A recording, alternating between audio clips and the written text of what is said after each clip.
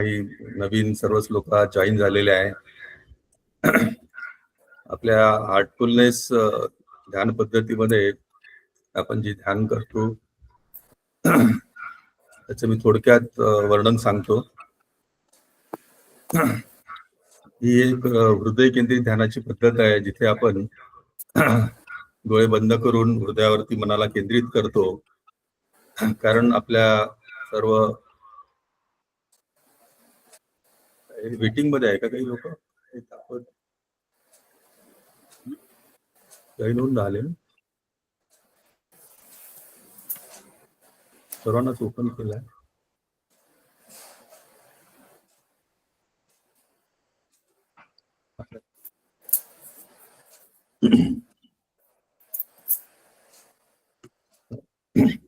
या हार्टफुलनेस ध्यान पद्धतीमध्ये आपण आपल्या मनाला हृदयावरती केंद्रित करतो आणि तिथे एक असा दिव्य प्रकाश आहे किंवा तिथे आपल्या दिव्यत्वाचं स्थान आहे किंवा आपल्या हृदयात प्रेम आहे असा एक भाव करून आपण ध्यानास्था बसतो.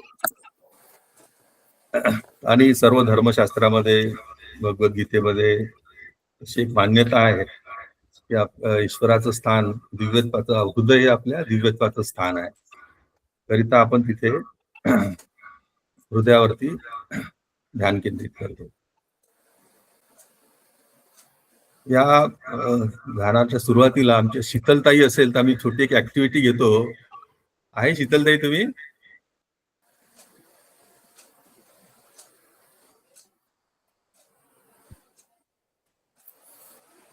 काय हरकत नाही, त्या होईल जॉईन. त्याच्या आधी एक छोट इकडे या स्लाइड कडे बघा. मला वाटतं सर्वांनाच बघता येईल जाईल. याच्यामध्ये आपण काही प्रिन्सिपल्स इथे फॉलो करतो जे की सर्वांनाच उपयोगाचे आहे. आपण या पूर्ण सत्रामध्ये कृपया आपण घरी बसलेलो आहोत तरी पण घरी एका निवांत ठिकाणी बसा. कोणतेही ऑब्स्ट्रॅक्शन कोणतेही डिस्टर्बन्स आपल्याला होणार नाही याची काळजी घ्या. जेणेकरून या अर्धा पाऊण तास आपल्याला आपल्या फॅमिली मेंबर्स मुलं बाळ कोणालाही कुणी आपल्याला त्रास देईल किंवा आपल्यामुळे कोणाला त्रास द्यायची काळजी घ्या. नॉर्मली आपला जो मोबाईल आहे हा DND मोडवरती ठेवायचा, डू नॉट डिस्टर्ब. म्हणजे आपल्याला कॉलही डिस्टर्ब करत नाही किंवा कोणते अलार्म कोणतेही काही डिस्टर्ब करत नाही आणि आपला फोन पण चालू असतो. आणि एकंदरीत एका ध्यानमय स्थितीत आपण बसण्याचा प्रयत्न करतो. अगदीच आपल्याला काही असं ऋषी मुनींसारखं आपल्याला ध्यानाला बसायचं असंही नाही. खुर्चीवर बसा, छान खुर्चीवर बसा, आनंदाने बसा, जॉयफुली बसा. त्यामध्ये आपण वर्तमानात राहण्याचा प्रयत्न करूया. ज्या कोणत्या ठिकाणी तुम्ही बसल्या त्याच्या बाहेरचा कोणताही विचार आपण करू नाही, तिथे आपण स्थिर राहू. हा एक जो कार्यक्रम आहे हा आनंदाने आपण मौज म्हणजे असं चेअरफुल राहण्याचा प्रयत्न करूया. मौज करा. हे सर्व आम्ही कॉलेजच्या स्टुडंटला दाखवतो ही स्लाइड. तिथं पण आणि कोणाला काही बोलायचं असेल तर आपण एका वेळी एकानेच बोलावे. ही फार सुरक्षित जागा आहे जिथे आपण मनमोकळेपणे आपलं मत व्यक्त करू शकतो. व्हेरी सेफ स्पेस आहे. आपण या ग्रुपमध्ये एकामेकांकडनं शिकण्याचा प्रयत्न करतो आहोत. एकामेकांकडे शिकूया. असं आम्ही शिकवतो तुम्ही शिकवतो असं काहीच नाही. एकामेकांकडनं आपण शिकण्याचा प्रयत्न करतो आणि आपण स्वतःला आव्हान देण्याचा प्रयत्न करतो. आव्हान देणे म्हणजे जे करणं आवश्यक आहे आणि ते आपल्याला कुठेतरी आपला विल पॉवर इच्छाशक्ती कमी पडत आहे म्हणून आपण त्या गोष्टीला आपण करण्यासाठी आपल्याला आव्हान देतो आहे. कधी कधी वाटते आपण ध्यान करू नये. काय ध्यानामध्ये काय काय पडलं आहे. म्हातारपणी ध्यान करावं, तरुणपणी ध्यान करावं, काही कळत नाही. परंतु म्हातारपणी ध्यान करण्याची काय होतं आपली इच्छाशक्ती फार कमजोर होऊन जाते. म्हणून आताच्या या युगात सांगितलं जाते की जेवढं कमी वयात तुम्ही ध्यान शिकाल तेवढं चांगलं. बाल वयात शिकलं तर आणखीच चांगलं. तरुण वयातच उपयोगाचंच आहे. साधारणतः ही जी साधना पद्धती आहे ध्यान आहे आम्ही 15 वर्षाच्या वरच्या मुलांना रिकमेंड केलेली आहे. लहान मुलांसाठी आपण शॉर्ट मेडिटेशन करतो 5 ते 10 मिनिटात रिलॅक्सेशन. पण 15 वर्षाच्या नंतरच्या सर्व युथला व्यक्तींना आपण हे छान अशी प्रिस्क्राईब ही साधना पद्धती आहे ती आपण शिकवतो. सकाळी नॉर्मली आपण ध्यान केलं पाहिजे. उठल्याबरोबर सूर्योदयापूर्वी ध्यान करावं असं सांगितलं जातं. परंतु अनेकांचा सूर्योदय जर उशिरा होत असेल तर त्यावेळेस आपण ध्यान करायचं, काही हरकत नाही. कारण लगेच आपण काही एकदम ध्यानमय ऋषितुल्य काही होणार नाही. जसं आपण आहोत त्याच्यात आपल्याला अडॉप्ट करत चालायचं आहे. मग ते अडॉप्शन जे आहे ते आपल्याला शिकवत जातं. मग हळूहळू आपल्याला समजतं, मग आपण त्या समजेप्रमाणे सर्व गोष्टी करायला लागतो. तर सकाळी साधारणतः जेवढं लवकर होईल तेवढं याच्यासाठी की सकाळी जर आपण लवकर ध्यान नाही केलं तर मग आपल्या फॅमिलीच्या रिक्वायरमेंट वाढतात, गरजा वाढतात, दूधवाला येईल, पेपरवाला येईल, कोणतरी बोलेल, मग त्यांना अडचणीच होऊन जाते. मग शक्यतो सूर्योदयापूर्वी आपण जर ध्यान केलं तर अतिउत्तम.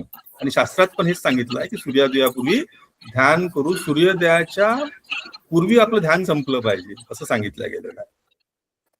आणि सर्व आपलं ध्यान झाल्यानंतर मग आपण दिनचर्या आपली चालू करणार. दिनचर्यामध्ये ऑफिसला जाणार, घरी घरचं काम करणार, मुलं शाळेत जाणार. आणि हे चालू असताना, व्यवहार चालू असताना आपले विचार चालू असणार, आपल्या इमोशनल काय पॅटर्न चालू असणार. या सर्व गोष्टींमध्ये आपल्या मनावर पुन्हा काही इम्प्रेशन आपण दिवसभर जमा करतो, अक्युमुलेट करतो. त्या रिॲक्शन, ऍक्शन, रिॲक्शन असं काहीतरी चालूच असतं. ते काही जरी ध्यान करत असलो तरी ते कमी होतं, पण होतं. कोणत्या ऑफिसमध्ये काही आर्ग्युमेंट झाले, घरीच काही आर्ग्युमेंट झाले, त्या मनावर परिणाम होतो. आणि ह्या सर्व परिणाम आपल्या हृदयावरती इमोशनल मेमरीच्या रूपाने बसून राहतात, बसतात तिथे. आणि मग आपण रात्री, सकाळी, दुपारी कधी आलं ते आठवलं की तेच ते आठवत राहतं. तर मग ह्या संध्याकाळच्या वेळेस साधारणतः सूर्यास्ताच्या वेळेस किंवा आपण ऑफिसमधून परत आल्याच्या वेळेस आपला दिवस आपण क्लोज केला पाहिजे शुद्धीकरणाच्या प्रक्रियेने. नॉर्मली जेव्हा खेड्यातले शेतकरी आहे तो आपल्या शेतात जाणार, काम करणार, छान घरी येणार निवांतपणे, त्याला काम संपलं असं त्याची जाणीव होते. पण आजच्या युगात काय होऊन राहिलंय, आपलं काम संपलं असं कोणाला जाणवतच नाही. सतत काम, आपल्या डोक्याची जी मेंदूची जी प्रक्रिया आहे, जी विचार प्रणाली आहे ती सुरूच राहते. कोणतरी व्हॉट्सअप ओपन करून बसणार, कोणतरी कम्प्युटर ओपन करून बसणार, कोणतरी टीव्हीच लावून बसणार, तर आपला डे क्लोज होत नाही. तर या शुद्धीकरणाच्या आधी साधारणतः ताई थोडं माईक बंद करा, कल्पना ताई, थोडा माईक सर्वजण बंद करा. हा, थँक्यू. तर साधारणतः आपला हा डे क्लोज झाला पाहिजे. तर ह्या डे क्लोज झाला जसं आपण आणि शक्यतो काळजी घेतली पाहिजे की आजच्या दिवसाचं काम आपण संपवलं पाहिजे, संपलं पाहिजे. आज ते पेंडिंग ठेवू नये. ते पेंडिंग ठेवण्यामुळे पण आपला स्टॉक वाढत जातो विचारांचा. तर नॉर्मली साधारणतः आपण घरी गेल्यानंतर हातपाय धुवून खूप जास्त फॅमिलीशी इंटरॅक्टिव्ह न राहता, अर्जन्सी असेल तर काही नाही, ते 10-20 मिनिटाची शुद्धीकरणाची प्रक्रिया आहे. छान बसायचं, ते पण आम्ही शिकवूया. छान बसतो आपण, ध्यानाच्या स्थितीत बसतो. साधारणतः आम्ही सर्वांना खुर्चीवरच बसा असं सांगतो, कारण आपण जर खाली बसलो तर आपले गुडघे दुखणार आणि मग आपण 15-20 मिनिटाच्या वरती बसू शकणार नाही. आणि या प्रक्रियेमध्ये आपल्याला आसनापेक्षा महत्व आहे की ध्यान कसं लागलं पाहिजे, शरीर कसं सुखासनात असलं पाहिजे. आपण जास्त सुखात म्हणजे इतकं सुखात नसावं की आपण झोपून जाऊ. खुर्चीवर बसून थोडं अटेंटिव्हली बसणार, हृदयाकडे बघणार. बघूया आता आपण त्याचं शिकणार पण आहोत आपण. तर ती शुद्धीकरणाची प्रक्रिया या आपल्या दिवसभराच्या सर्व इमोशनल मेमरीज काढून टाकते. आणि त्यानंतर इतकं फ्रेश वाटते आपल्याला की जसं काही दिवसभर काहीही घडलं नाही. म्हणजे भगवान कृष्णाने आपल्या भगवद्गीतेतही सांगितलेलं आहे की माणसाचं जीवन हे कमळासारखं असलं पाहिजे. आपण राहणार सर्वांमध्ये, पण आपल्याला त्याचा प्रादुर्भाव आपल्याला घेऊन कॅरी करायचा नाहीये, परंतु तो होतो. ह्या शुद्धीकरणाच्या प्रक्रियेमध्ये तो प्रादुर्भाव निघून जातो. मेमरीज असणार आहे, पण त्या मेमरीचे परिणाम आपल्या हृदयात केंद्रित होऊन राहणार नाहीये, साठवून राहणार नाही. ती शुद्धीकरणाची प्रक्रिया आपण संध्याकाळी नॉर्मली करतो. आणि मग रात्री एक झोपेपूर्वी 5-10 मिनिटाची प्रार्थना ध्यान आहे. ते प्रार्थना ध्यान करून आपण झोपी जातो, जेणेकरून आपण त्या प्रार्थनेमध्ये आपल्या हृदयातील दिव्यत्वाशी जुडून, ईश्वरीय स्रोताशी जुडून आपण झोपी जातो. आणि ती झोप इतकी चांगली होते की संपूर्ण आपला झोपेचा जो पिरियड आहे, निद्रेचा जो पिरियड आहे, तो योग निद्रेमध्ये रूपांतरित होतो. आणि इतकी गाढ झोप लागते आणि लगेच सकाळी आपण 4-5 वाजता आपोआपच आपल्याला जाग येते आणि असं वाटतं की आपण लगेच ध्यानाला बसून जावं, इतका हलकापणा निर्माण होतो. मग सकाळचं ध्यान करतो आपण. तर ही 3 स्टेप्स आहे या हार्टफुलनेस मेडिटेशन मध्ये: सकाळचं ध्यान, संध्याकाळचं शुद्धीकरण आणि रात्री झोपण्याची प्रार्थना. हे साधारणतः अर्धा तासाचं ध्यान, 20 मिनिटाचं शुद्धीकरण, 10 मिनिटाची प्रार्थना, 1 तासाचं आहे. इन्व्हेस्टमेंट आहे. हे जर आपण इन्व्हेस्ट केलं तर या इन्व्हेस्टमेंट पेक्षा जास्त इंटरेस्ट आपल्याला मिळणार आहे दिवसभराचा. 24 तासापैकी फक्त 1 तास आपल्याला द्यायचा आहे. जीवन आनंदाने होतं आपल्या या ध्यानामध्ये. विचारांची क्लॅरिटी येते, संभाषण कौशल्य चांगलं वाटतं, बंधुभाव वाढतो, आपल्या कामामध्ये आपलं चांगलं मन लागते, लोक आपल्याशी चांगलं वागायला लागतात. काही काही कारण नसताना, म्हणजे काही कारण नसताना याच्यामुळेच ते व्हायला लागतं. आपल्यामुळे आपल्यामध्ये दुसऱ्यांप्रती आदर वाढतो, प्रेम वाढतो, किलमिशपणा निघून जातो, विचारांच्या कॉम्प्लेक्सिटी निघून जातात. तर इतकं छान हे ध्यानाची पद्धत आहे. आपण जसं जसं करायला लागू तसा तसा आपल्याला अनुभव पण यायला लागणार. ते छोट आले आहे का शीतलताई, आले आहे? हो हो तुम्ही थोडं मग आहे आम्हाला इथे ते हो, थोडं ब्राईटर माइंडची थोडी 2-3 मिनिटं आपण एक्सरसाइज करूया. छोट्या ऍक्टिव्हिटी बरं. सांगता, तुम्ही सांगा. हो ठीक आहे ना, करू. आमच्या शीतलताई पण आम्ही आमच्या हार्टफुलनेसच्या प्रशिक्षक आहे. संगीता पण आहे, म्हणजे मिसेस, ती पण हार्टफुलनेसची प्रशिक्षक आहे.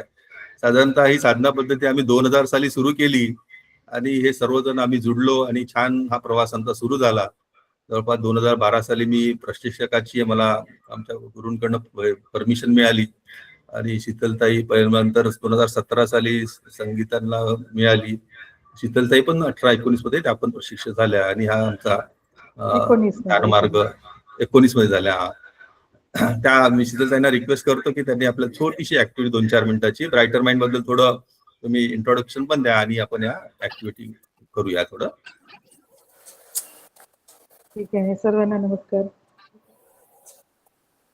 आपण आता ब्राईटर माइंडची ऍक्टिव्हिटीज बघू. ह्या 2 आपल्याला हाताने करायचे असतात. पण कारण हाताने का करतो आपण? कारण की आपले दोन्ही हात, राईट हँड आपल्या राईट ब्रेनशी कनेक्टेड असतो आणि लेफ्ट हँडशी. तर आपण काय करतो जनरली, की एकाच हाताचा उपयोग करतो, उजव्या हाताचा शक्यतो. डाव्या हाताचा आपण उपयोगच करत नाही. तर जर दोन्ही हातांचा जर आपण एका वेळी उपयोग करू आणि ह्या ऍक्टिव्हिटीज करू, तर आपला ब्रेन जो आहे तो त्याचं फंक्शन जे आहे, राईट आणि लेफ्ट हेमिस्फिअर जे आहे त्या एका वेळी कार्यरत होतील आणि आपलं जे कार्य आहे ते उत्तम होईल. आणि हे मेमरी वाढवायसाठी, स्थिरता आणण्यासाठी सगळ्या गोष्टींवर याचा फायदा होतो आपल्याला. तर हे आपल्याला थोडक्यात आपण ही माहिती कळली आहे आपल्याला ब्राईटर माइंडची. तर आता आपण सुरू करूया. आपल्या हाताचे कसं ऍक्टिव्हिटीज असतात या. बऱ्याचशा ऍक्टिव्हिटीज आपण ब्राईटर माइंडच्या हाताच्या घेत असतो. तर आता सर्वांना जर माझा व्हिडिओ दिसत असेल आणि शक्यतोवर तुम्हाला जर शक्य असेल तर नक्की तुम्ही आपापले व्हिडिओ ऑन करा. बघा, सगळ्यांना एकमेकांना बघून सुद्धा किती छान मजा येते. आणि हे सर्व लहान मुलांसाठीच आहे असं नाही आहे. ह्या ऍक्टिव्हिटीज आपल्या मोठ्यांच्या सुद्धा खूप कामात आहेत. कारण यांनी आपल्याला आजकाल आपण बघतो स्मरणशक्ती किती कमजोर होत आहे दिवसेंदिवस सर्वांची, हो ना. तर ह्या ऍक्टिव्हिटीजने आपल्याला खूप फायदा होईल. पण हे आपल्याला रेग्युलर करायला हवं घरी. आता काय करायचं आपल्याला, असं 2 हात घ्या जवळ आपले, मुठकांदा, अंगठा घ्या, अंगठा आणि करंगळी. सर्वांना दिसत आहे, लक्षात येत आहे काय करायचं आहे? आता आपल्याला करायचं आहे, बदलवायचं आहे करंगळी आणि अंगठा या बोटाचा, या हाताचा. आपल्याला चेंज करायचं आहे आता आपल्या बोटांची, हातांची पोझिशन. हे बघा, असं असं असं. आपल्याला फिंगर नाचवायचे आहे त्या अंगठा आणि करंगळी. आपल्याकडे डायरेक्शन असू द्या हाताची, बिलकुल एका लाईन मध्ये दोन्ही असू द्या, अंगठा आणि करंगळी. बघा बघा, हे सहजासहजी होत आहे का? थोडा आपल्याला फोकस लागतो की नाही याला? म्हणजे आपण आपले दोन्ही ब्रेन कसे एका वेळी यूज करतोय की नाही. फोकस इथे लागतो, म्हणजे आपला फोकस नक्की आपण वाढवत आहे एखाद्या गोष्टीवर. अशा याच्या बऱ्याचशा ऍक्टिव्हिटीज आहेत.